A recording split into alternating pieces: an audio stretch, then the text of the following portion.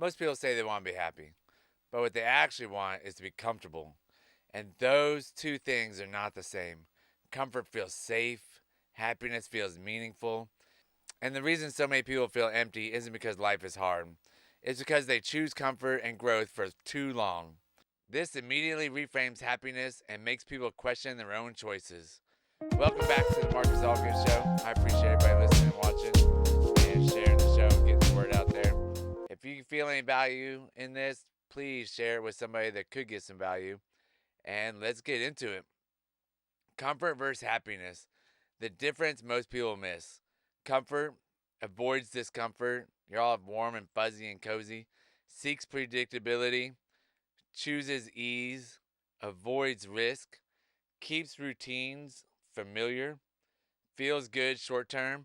And I'm not saying routines are bad, but routines can get you in the rut of just doing the same thing over and over and never growing, never getting out of that comfort zone, and never making a change. Happiness comes from progress, requires effort, comes from purpose, grows through challenge and challenges, feels good for the long term, not just the short term. And get going, like when you live your life with purpose, it's so much better. You're so much happier. You become more joyful and you become more grateful for each day that you're slowly progressing towards what your purpose is. And once you find it and once you figure that out, you might not ever know, but as long as you're growing towards a purpose, it might not be your purpose, like the one that everybody thinks that they have and they're in line with all the time. Like you might never find out what your true purpose is, but finding just a little bit of purpose in your life can take you a long way. So we got a mic drop. Comfort numbs you, happiness fulfills you. Once you start fulfilling your own bucket tank, you can start overflowing into other people's bucket tanks. And that's one reason why I do the podcast is to overflow into other people's buckets and try and build them up and help them grow their buckets and let them spill over it into other people. It's not always just about me or just trying to like just get something for myself. It's always about helping other people. And I was telling one of my clients that the other day that found my podcast. He's like, "Why do you do it?" I said, "I want to be the person that I was looking for 10 years ago, looking for that role model, looking for the person to help me get out of the comfort zone I was in and to make me a better person. Who can I look up to that could get me to where I needed to be?" And that's who I want to be for anybody that jumps on this podcast or jumps on my TikTok or Instagram. And a lot of those are just workout stuff, but I found all this through working out. Most people don't want happiness, they want relief. Relief from stress, relief from discomfort, relief from the responsibility. But relief isn't happiness. It's just a pause from pain. You have to go through the pain. Like I'm going through some pain right now. I just don't talk about it. And it's probably going to be another hard 2 years. But the best thing about it is it's growing me. It's turning me into the person that I am today. And it allows me to do these other things like the podcasts and the TikToks and real estate and things like that to really find out who I am and who I can be and how strong my mentality is and how strong I am physically and mentally, and to be a great dad and be able to go through hard times, the uncomfortable zones, and still be a good dad and still be a good husband and still be a good friend and still be able to pour into other people that I don't even know. So how comfort becomes an addiction. Comfort is sneaky. It's super sneaky. It just creeps up on you. It doesn't show up as destruction. It shows up as delay. I'll start tomorrow. I was talking with a guy yesterday. He thought he was gonna be able to retire and just work out every day. And it just you get to the point where I'll just do it tomorrow. I'll just do it later. I'll do it in a little bit, and then tomorrow becomes next week, or the next day, and the next day becomes next week. Like it's a terrible cycle. You have to have purpose in life. You can't just sit around. Or I'm tired today. I deserve a break. Oh man, I'm so tired. I deserve a break. I actually thought that today. I wanted just to sit in front of the TV. And guess what I did? I edited a couple videos for my YouTube channel. I'm doing this podcast. I went to the grocery store But I wanted to sit in front of Netflix and just do nothing all day today. And you know what? Doing this right now makes me feel 100 times better than sitting on that bed or sitting on that couch watching you watching Netflix for 5 or 6 hours because I didn't feel like it or because I was tired today or I deserve a break. I'm just pushing too hard. I've been through a lot. Like these excuses like drive me crazy with people because my life is busy. I make it busy. My life is hard. I make it hard. Everybody makes their own kind of hard. I make it hard because I made the decisions I did to do the certain things that I did. Could I have made different decisions? Of course I could have. Am I paying the consequences for the decisions I made? Yes. And I'm making it through it? Yes. Will I be able to come out on better on the other side? Of course I will. It's good. It sucks while I'm doing it, but it's getting better and better every day, and I can see that light at the end of the tunnel at some point. And even though some of that's all true about taking a break or I'm tired today, but when it comes to when it becomes a pattern, comfort turns into a cage. The truth, the more you choose comfort, the more uncomfortable growth feels. That's addiction behavior. That's addiction behavior. You got to, when you avoid the discomfort, when you seek instant relief, and you justify the behavior, and you repeat the cycle.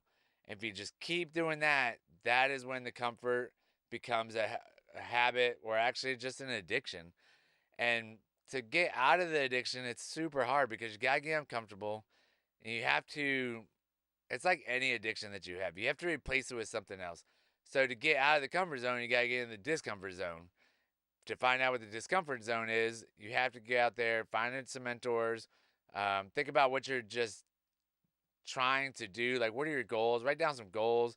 And we've talked about all this before, but once you start down that path, you're replacing discomfort with the actual comfort, and you'll be able to get out of it. It's going to be a lot easier than you think to get out of it, but it's definitely going to be hard to get out of it. It can happen, but it's a slow process. It's like working out and losing your nutrition and just once you become fat, you don't become fat overnight. You become fat by slowly eating, overeating on calories day after day after day, week after week after week, month after month after month after month. Then within a year, next thing you know, you got 40 pounds on. Some people will push past that 40 pounds. Some people will stay at the 40 pounds because they can't overeat as much as they're already eating. The people that can push past that 40, 50 pounds and then become morbidly obese, they just keep pushing and pushing and feeding and feeding and feeding that addiction. But to once you get to that point of 40 and you like at a year or 2 years or 3 years, however long it takes you to get there, the best part about it is you can lose it in 3 to 6 months, and definitely you can lose it in a year by changing your habits and getting uncomfortable. But when you put that weight on, you became so comfortable inside your skin that you didn't care anymore about yourself and you didn't care about the other people around you that loved you for being the person you are. You kept feeding the addiction of food and discomfort, or not even discomfort. You kept feeding the addiction of food and you kept feeding the addiction of the comfort zone that you're in. You need to pick your choice of I am going to lose the weight. I'm going to make the change. I'm getting in the discomfort zone. Let's make it happen. So why do people defend comfort zone so hard? This is definitely, I hear people all the time and it just drives me absolutely crazy that they think the comfort zone is like, oh, I just got married and we just got so comfortable with each other when we're just gonna hang out and just eat like slobs all the time. And next thing you know, they're 40 pounds overweight. They don't like each other. They're unhappy with each other. They're unhappy with themselves. And then they end up getting divorced. And then they go back to working out and actually eating right, thinking that they're doing something different for the next person they meet. They should have done it in their relationship, in the middle of the relationship when they figured out they weren't doing the right things the whole time. But, anyways, so let's talk about it a little bit more. This is where comments will light up. Um, People defend comfort because growth threatens identity, discomfort exposes weakness, change requires accountability, a whole lot of accountability, progress removes excuses. Once you start making some progress, you can't go back and say this isn't working. I don't like it anymore. But you have to keep going. Comfort lets people say, this is just who I am. I'm just That's just who I am. I'm just big boned, or I just smoke, or I just like drinking alcohol, or I just drink a lot of alcohol and I just do a lot of drugs. Like, that's just who I am. No, it's not. That's who you want to identify as, but it's definitely not who you are. Life is hard right now. It's gonna be hard all the time, so you might as well make it harder and get into the discomfort zone. I'm doing my best. I've said it to myself, and then I actually ask myself, "Am I really doing my best? Have I tried everything? No. Let's get to figuring out what I can do to try it, and let's figure out how I can be the best person that I need to be. Comfort protects your ego.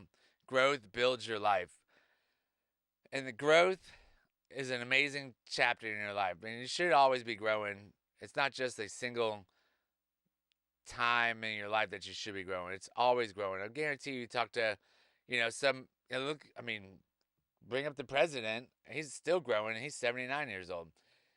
It doesn't stop until you just can't go anymore. And that's when it stops. The long term cost of comfort. Comfort always collects payment, just not immediately. Over time, comfort creates regret, resentment, low self trust, quiet frustration, loss of identity, a life that feels fine but empty. And I've been there. I've lost everything. I'm quiet. I've all gone down the low self trust, the resentment, the regret. And once you've hit that rock bottom, you got to go up. Like, there's no other place that can go back up. And you got to get into the discomfort zone to figure out how to get through all these. The pain of discipline weighs ounces. The pain of regret weighs tons. Most people don't wake up miserable. They wake up underwhelmed by their own potential. You just are like blah. You're like, oh, like I wake up excited to get up every day. I wake up without an alarm, and I've talked about before, excited to greet the day. There are times like I don't want to get up, but I'm still excited to get up and go work out and just greet the day and see what the day is going to bring and get through to be able to see my kids, hang out with the wife, like all sorts. I'm super excited about life all the time. What choosing happiness actually looks like. Happiness is built through doing hard things consistently, keeping promises to yourself, choosing progress over ease, delaying gratification, showing up when no one's watching. It looks boring. It's always super boring. It's super repetitive. It looks uncomfortable, but it builds pride, and pride creates peace. Happiness isn't loud, it's quiet confidence. And I know my life is not spectacular or super exciting. It's probably boring. I do the same thing. I've been doing the day in the life of myself, and over the past couple of weeks, I feel like I just record the same thing. So I'm trying to get some new shots of just me hanging out, doing things instead of just working out. Because all I do is work out, eat, cook, go to the shop, do some real estate, hang out with the kids, hang out with the wife, repeat. It's the 5 things I do every day. And now we're going to some, volleyball games and stuff, but it's the same thing. Like, life is, if you look at it from an outside perspective, it probably looks boring. He does the same thing every day, eats the same food all the time, but it's what gets the job done, and it makes me happy. How to break the comfort addiction. Get honest. Ask, where am I choosing comfort instead of growth? Choose one hard thing daily.